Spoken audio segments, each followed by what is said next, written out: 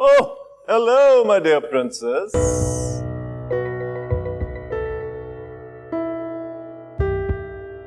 बीबी रानी, ठीक है शेरन। तो मेरे लिए कुत्ता नहीं लाई?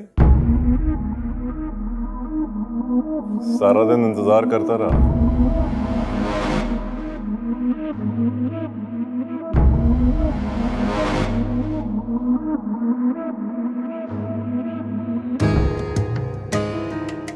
सोचा था मैंने,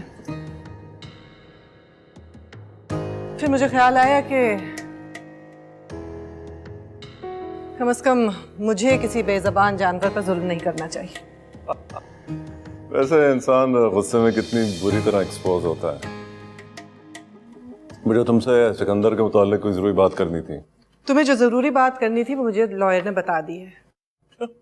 अगर जाना चाहते हो अदालत तो जरूर चले जाओ। इसमें अदालत जाने की क्या जरूरत है? तुम्हारे मरने की सूरत में सब कुछ उसे और मुझे मिल जाएगा। मुझे कुछ और बात करनी थी। मेरे पास तुम्हारे लिए कोई टाइम नहीं है। It's about Sikandar. बच्चा है तुम्हारा, हमें जाना है मलूक शाह के पास उसका रिश्ता लेकर। He likes रोही। मुझे तुम्हारे साथ कहीं नहीं जाना है।